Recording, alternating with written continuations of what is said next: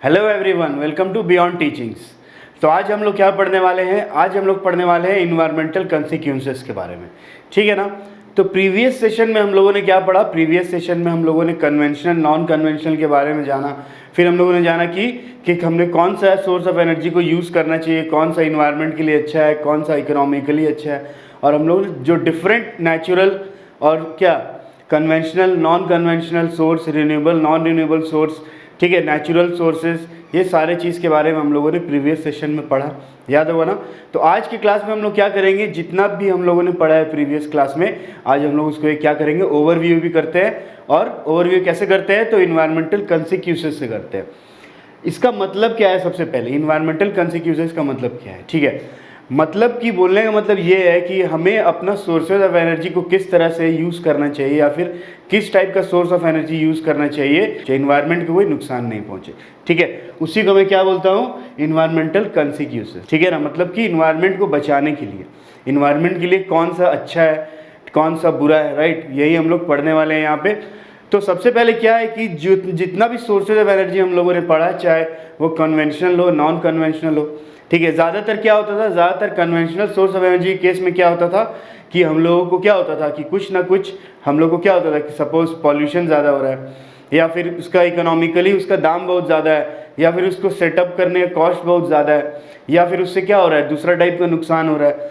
तो ये सब चीज़ें क्या होती थी, जनरली हम लोग देखते थे कि कन्वेंशनल सोर्स ऑफ एनर्जी जो था उसमें ज़्यादातर ये चीज़ें, मतलब सारे सोर्सेज ऑफ एनर्जी में ये प्रॉब्लम होता था ना, कि इसमें क्या होता था कि एक्सप्लॉइटेशन जो हम लोग करते थे, exploiting any source of energy disturb the environment in some way. ठीक है, वही चीज़ बोल रहा है कि कोई भी सोर्स ऑफ एनर्जी को हम लोग यूज़ करें, ठीक, कहीं ना कहीं से वो किसी न किसी तरह से इन्वायरमेंट को नुकसान पहुंचाता है। भले क्या हो, छोटा ही नुकसान पहुंचा रहा हो, लेकिन क्या करता है वो, नुकसान तो पहुंचाता है। ठीक है, जैसे पेट्रोल का एग्जांपल लेते हैं, तो पेट्रोल क्या है, पेट्रोल भी अगर सपोज नॉर्मली हम लोग यूज़ करते हैं तो उतना ज़्यादा पॉल्यूशन नहीं होता है। ठीक है, लेकिन आज के डेट में क्या हो रहा है कि सारे लोगों के पास व्हीकल्स है, बस है, उसके बाद फिर बाइक्स है, उसके बाद कार्स है। ठीक है ना? ये सब सारे कैसे चल रहे हैं? सब पेट्रोल से चल रहे हैं।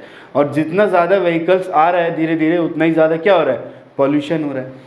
ठीक है ना? सिमिलरली हम लोगों ने पढ़ा चारकोल के बारे में, कोल के बारे में, तो वो भी क्या है, गुड सोर्स ऑफ एनर्जी है। लेकिन क्या होता है, जब उसको हम लोग जलाते हैं तो क्या होता है, दो प्रॉब्लम होता है, या तो पॉल्यूशन देगा, या तो फिर वो कम्प्लीटली बर्न नहीं होगा। तो इसीलिए हम लोग क्या करते थे, चारकोल का यूज़ करते थे। तो यही चीज़ हम लोग इसमें पढ़ने वाले हैं कि हम लोग इन्वायरमेंट का किस किस बात को ध्यान में रखते हैं और हम लोग सोर्स ऑफ एनर्जी को यूज़ करते हैं। ठीक है, तो सबसे पहला चीज़ क्या है, किसी भी सोर्स ऑफ एनर्जी को चूज़ करने के लिए सबसे पहला जो कंडीशन होना चाहिए, जो सबसे पहला होना चाहिए, वो होना चाहिए क्या, कि ease of extraction of energy from the source. ठीक है, मतलब कि उस सोर्स से जो एनर्जी हम निकाल रहे हैं, राइट, उस सोर्स से जो एनर्जी हम निकाल रहे हैं अपना यूज़ करने के लिए, एज ए फ्यूल या फिर एज इलेक्ट्रिसिटी प्रोड्यूस करने के लिए, किसी भी काम के लिए यूज़ कर रहे हैं, तो आसानी से वो हम यूज़ कर पाएँ। मतलब ऐसा नहीं कि उसको यूज़ करने के लिए क्या एक लंबा चौड़ा प्रोसेस है फिर हम लोग उसको यूज़ कर पा रहे हैं। ठीक है ना? मतलब उसको ईजिली हम लोग क्या कर रहे हैं, यूज़ कर पाएँ। ठीक है, दूसरा क्या होता है कि इकोनॉमिकली जो होता है वो क्या होना चाहिए, एनर्जी एक्सट्रैक्शन होना चाहिए। उससे जो एनर्जी हम लोग निकाल रहे हैं, उसका एनर्जी को जो हम लोग यूज़ कर रहे हैं, वो कैसा होना चाहिए, इकोनॉमिकली होना चाहिए, मतलब बजट में भी आना चाहिए, उतना ज़्यादा महंगा नहीं होना चाहिए। ठीक है ना? उतना ज़्यादा क्या होना चाहिए, महंगा नहीं होना चाहिए। जैसे पेट्रोल क्या है, पेट्रोल के आज के डेट में पेट्रोल का प्राइस बहुत ज़्यादा बढ़ गया है, तो अभी वो क्या है, उतना ज़्यादा इकोनॉमिकली उतना अच्छा नहीं रहा। ठीक है ना?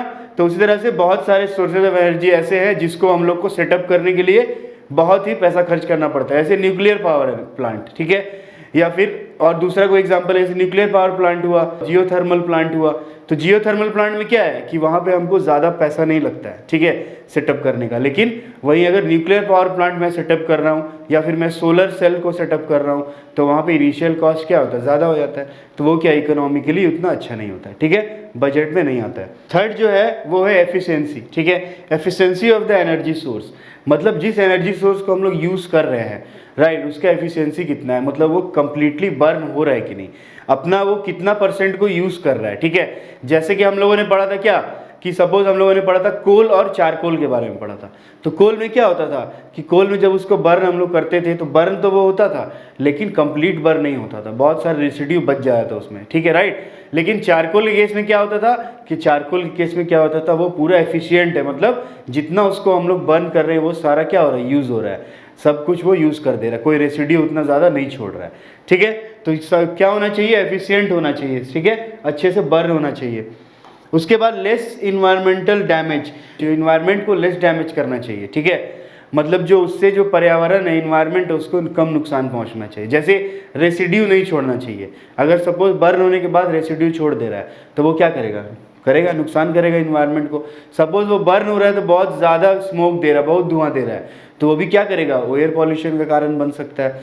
सपोज जैसे न्यूक्लियर एनर्जी, मैंने आपको बताया न्यूक्लियर एनर्जी में क्या हो गया, अगर लीकेज हो गया रेडियो एक्टिव रेस का, तो वो भी क्या करेगा, वो भी हजार्डस, वो भी बहुत नुकसान कर सकता है, ठीक है। तो सबसे पहला इन्वायरमेंट के लिए वो फ्रेंडली होना चाहिए, इन्वायरमेंट को ज़्यादा नुकसान नहीं करना चाहिए, ठीक है ना। तो वाइल चूजिंग है सोर्स ऑफ एनर्जी, अगर किसी भी सोर्स ऑफ एनर्जी को हम चूज़ करते हैं तो हम लोग को इस सारी बातों का ध्यान देना चाहिए, ठीक है। जो सारे पॉइंट मैंने बताया, 4 पॉइंट है, इन चारों पॉइंट को ध्यान में रखना चाहिए। और इन चारों पॉइंट्स को, चारों बातों को ध्यान में रखने के बाद जो सबसे ज़्यादा क्लीन फ्यूल है या सबसे ज़्यादा क्लीन सोर्स ऑफ एनर्जी है, हम लोग दो को बोलते हैं। सबसे पहला होता है सीएनजी। सीएनजी पता है आपको, कंप्रेस्ड नेचुरल गैस, जिसका यूज़ किस लिए किया जाता है, व्हीकल्स को मूव कराने के लिए किया जाता है, चलाने के लिए किया जाता है, ठीक है ना। तो सीएनजी क्या करता है, पेट्रोल से कम पॉल्यूशन करता है, पेट्रोल से थोड़ा चीप भी है, ठीक है। तो सीएनजी क्या है, क्लीनर सोर्स में आता है, पॉल्यूशन कम करता है, ठीक है ना। दूसरा जो होता है वो क्या होता है, सोलर सेल। सोलर सेल भी क्या होता है, सोलर सेल भी क्या होता है, पॉल्यूशन फ्री होता है, ये पता है आप लोगों को, क्योंकि वहाँ पे क्या हो रहा है, कुछ बर्न हम लोग कर नहीं रहे हैं, जस्ट सन का एनर्जी को एब्जॉर्व करवा के हम लोग क्या कर रहे हैं, हीट प्रोड्यूस करा रहे हैं, यही ना कर रहे हैं। तो क्या होता है, सोलर सेल भी जो हम लोग बनाते हैं तो वो भी क्या होता है, इन्वायरमेंट फ्रेंडली है, ज़्यादा पॉल्यूशन नहीं करता है, उसमें कोई रेसिड्यू नहीं छोड़ता है। लेकिन इसमें एक क्या खराबी है सोलर सेल में, कि जब इसका हम लोग सेटअप करते हैं, ठीक है ना, उसका सेटअप करने के बाद टाइम में हम लोग क्या करते हैं, इन्वायरमेंट को, असेंबली ऑफ सोलर सेल जब हम लोग करते हैं तो असेंबली ऑफ सोलर सेल में हम लोग क्या करते हैं, सिलिकॉन का यूज़ करते हैं और लेड का यूज़ करते हैं, राइट। तो जब हम लोग क्या करते हैं, अंडरग्राउंड सोलर पैनल को ले जाते हैं, जब अंडरग्राउंड हम लोग उसको गाड़ते हैं, जब सोलर पैनल को ज़मीन के अंदर, तो उस केस में क्या होता है कि जो इसमें जो लेड होता है, ठीक है ना, वो लेड क्या होता है, वो क्या कर सकता है, अंडरग्राउंड जो है वो डैमेज कर सकता है, नुकसान पहुंचा सकता है, ठीक है। क्योंकि लेड क्या है, लेड जो है एक पॉइजनस है, आप लोग जानते हैं लेड क्या हानिकारक है, ठीक है ना। उसके अलावा क्या होता है कि अगर सपोज क्या हुआ कि मेरा जो सोलर सेल है किसी कारण से ब्रेक हो गया, टूट गया, ठीक है ना, तो टूटने से भी क्या होता है कि वो जो उसका जो सिलिकॉन और लेड जो होता है वो क्या होता है कि ग्राउंड में मिल जाता है, ठीक है। ग्राउंड में मिलने से क्या होता है, वो डैमेज कर सकता है इन्वायरमेंट को। समझ में आ रही है बात। तो जो क्लीनर फ्यूल्स है, क्लीनर फ्यूल्स में हम लोग क्या लेते हैं, क्लीनर फ्यूल्स में पहला सीएनजी होता है, ठीक है, और दूसरा होता है सोलर सेल्स। लेकिन सोलर सेल भी क्या है, असेंबली करने में उसका कुछ कुछ डैमेज वो कर देता है, ठीक है ना। तो इसका मतलब क्या हुआ कि इन्वायरमेंट को ध्यान में रखते हुए हमें क्या करना चाहिए, सोर्सेज ऑफ एनर्जी को यूज़ करना चाहिए। या फिर हम लोग इस तरह से बोल सकते हैं कि अगर हम लोग इन्वायरमेंट को ध्यान में नहीं रखते हैं, ठीक है, और हम कोई भी सोर्स ऑफ एनर्जी को यूज़ करें, कन्वेंशनल सोर्स ऑफ एनर्जी को यूज़ किए जा रहे हैं, तो उससे क्या होगा, एक दिन ये होगा कि इन्वायरमेंट में तो पॉल्यूशन होगा ही होगा, साथ ही साथ जो हम लोग का कन्वेंशनल सोर्स ऑफ एनर्जी जो क्या है, जो कई साल पहले से क्या इकट्ठा करके है ना, बहुत साल पहले हुआ था कलेक्ट, पता है आप लोगों की, बहुत साल पहले से ये बनते आ रहा है कन्वेंशनल सोर्स, तो ये क्या हो जाएगा, ख़त्म हो जाएगा जब इसको हम लोग बहुत ज़्यादा यूज़ करने लगेंगे। तो इसीलिए हमें क्या करना चाहिए इन्वायरमेंट को बचाने के लिए और अपने सोर्स ऑफ एनर्जी को बचाने के लिए, कि जो कन्वेंशनल सोर्स ऑफ एनर्जी है, जैसे कोल है, पेट्रोलियम है, ये सब का यूज़ हम लोग को क्या करना चाहिए, कम से कम करना चाहिए। जैसे कोल की जगह पे हम लोग को क्या यूज़ करना चाहिए, बायोगैस का यूज़ करना चाहिए, चारकोल का यूज़ करना चाहिए, हम लोगों ने पढ़ा है दोनों, ठीक है। सपोज पेट्रोल है तो पेट्रोल के लिए हम लोग क्या करना चाहिए, कभी कभी हम लोग को व्हीकल यूज़ करना चाहिए, ज़्यादातर टाइम हम लोग को क्या करना चाहिए, साइकिल में या फिर पैदल ही हम लोग को चलना चाहिए, या सीएनजी का यूज़ करना चाहिए, ठीक है। समझ में आ रही है बात। तो यही बात हुआ कि अगर हम लोग सोर्सेज ऑफ एनर्जी को क्या करते हैं, लगातार कन्वेंशनल को यूज़ करते आते हैं तो एक दिन ख़त्म हो जाता है। तो इसीलिए हमें ज़्यादातर क्या यूज़ करना चाहिए, उन कन्वेंशनल सोर्स ऑफ एनर्जी को हमको हिसाब से यूज़ करना चाहिए, पहला चीज़।